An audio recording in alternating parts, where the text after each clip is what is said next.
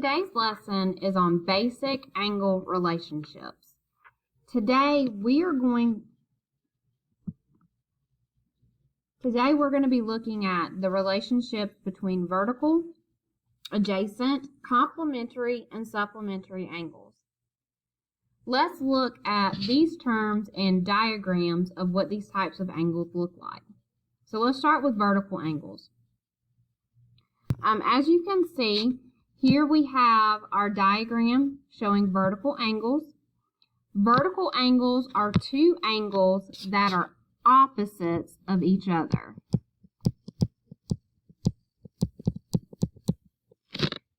So they lie opposite of each other when two lines intersect. These angles are congruent angles. And remember that congruent means they are the same measure. So here we see that angle 1 and angle 3 are vertical angles. They're opposites of one another. And angles 2 and 4 are opposite angles, so they are vertical. So again, vertical angles are congruent. So if we know the measure of one vertical angle, we know the measure of the second vertical angle because they are the same. All right, adjacent angles are two angles that share a common side and a common vertex. All right, so looking at this example, we have angle ABC. They share this common side here, and their common vertex is at B. The thing that you need to understand about adjacent angles is that they are next to each other. So if they're right beside each other, that means they are adjacent. Now, sometimes complementary and supplementary angles can be adjacent. So if they share a common side and a common vertex, complementary and supplementary angles will also be adjacent. They do not have to be adjacent. So now let's look at complementary angles. If you see our complementary angles here, you see that together angles 7 and 8 form a right angle. That square inside of our angle tells us that it is a right angle.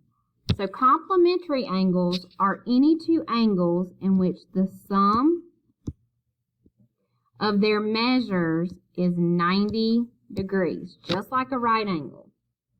Whereas supplementary angles are any two angles in which the sum of their measurements is 180 degrees.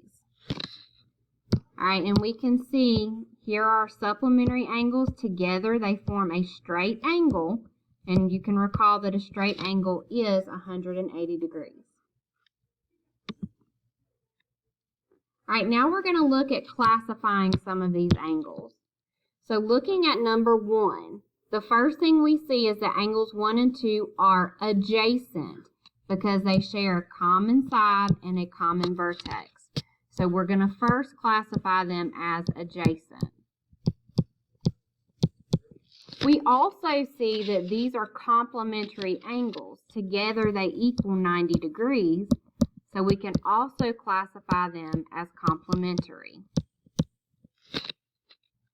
Looking at number 2, we see that they do not form a straight line. They do not form a straight angle, so they are not supplementary, but they do share a common side and a common vertex. So this one is just adjacent.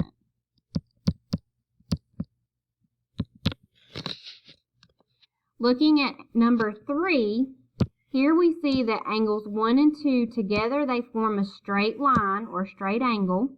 So remember, a straight angle is 180 degrees. But they do share a common side and a common vertex. So they are adjacent and they are supplementary.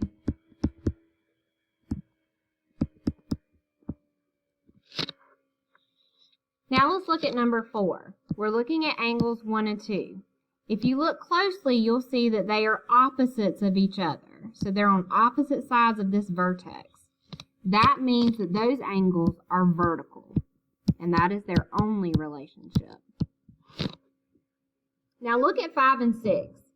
Here we see two angles that are not joined together. They do not have they do not share a common side or a common vertex, so they're not adjacent, but they could be complementary or supplementary.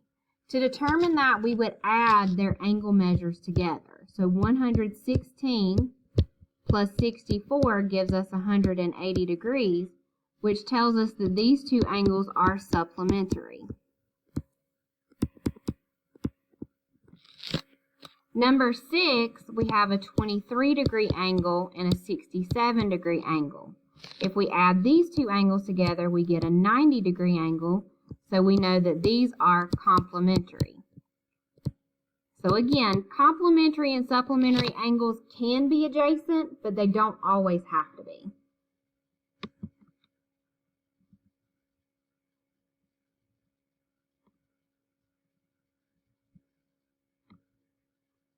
All right, now we're going to use the diagram to the left to classify each pair using all names that apply. So this is a little more challenging. Let's look at a couple of these together. So for number 7, we have angle 2 and angle 3. Well, if we look at angle 2 and angle 3, together they give us complementary angles. And we see that because we can see that box or that square inside of our angles. They are also adjacent.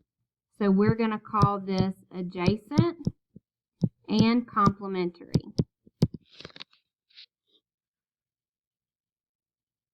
Looking at number 9, this time we're looking at angle 1 and angle 2.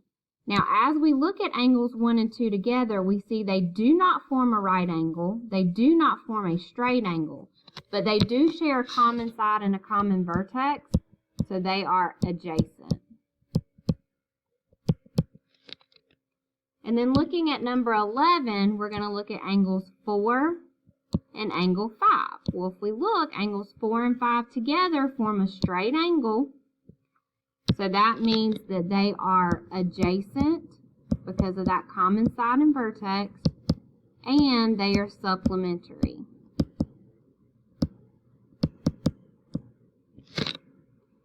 Now let's discuss how to find missing angle measures. Let's look at number 14. So as we look at number 14, we see that X and 71 together form a right angle, okay, which means they are complementary. Complementary angles equal 90 degrees. So 90 equals X plus 71. So when we subtract 71 from 90, that will tell us that X, or our missing angle measure, is 19 degrees. Now let's look at number 16. The first thing that we can see with number 16 is we can determine what X is because of the relationship between 54 and X. All right, as we can see, they form a straight angle. They are supplementary. So we could have 180 equals 54 plus X. So if we subtract 54 from 180, that tells us that X is 126 degrees. Well, now that we know that, we can find all of our missing angle measures. So let's talk about Y. If we look, 54 and Y are vertical angles. They're opposites of each other. Opposite vertical angles are congruent, so that means Y is 54 degrees. The same can be said with X and Z. They are vertical angles. They're opposites of each other. So since X is 126 degrees, that means that Z would also be 126 degrees.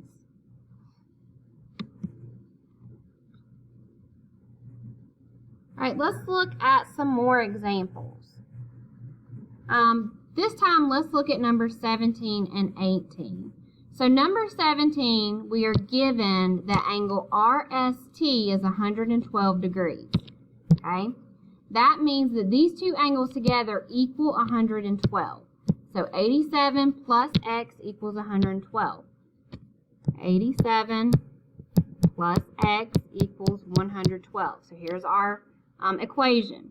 So we're going to subtract 87 from 112, and that tells us that X is 25 degrees. Now let's look at 19. All right, so we're going to find x first. So we see that 127 and x together form a straight angle. They're supplementary, so they equal 180. So 180 equals x plus 127. When we subtract 127 from 180, we see that x equals 53 degrees. So we're going to go ahead and put 53 here, and we'll figure out our other angle measures. Now, we see that x and y are vertical angles. Since they are vertical, that means that y will also be 53 degrees. But how do we figure out x? Well, if you look at these bottom angles right here, we see that this angle here is a right angle. Well, if this is a right angle and it equals 90 degrees, that means that these two angles together must equal 90 degrees. So to figure out z, we would do 90 minus 53. And when we subtract 53 from 90, we get 37 degrees. So that means that z is 37 degrees. All right, let's look at number 22.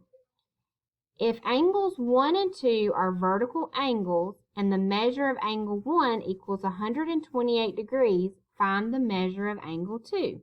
Well, how easy is it when we have vertical angles? They equal the same. So if the measure of angle 1 is 128 degrees, the measure of angle 2 is also 128 degrees. And those are our basic angle relationships.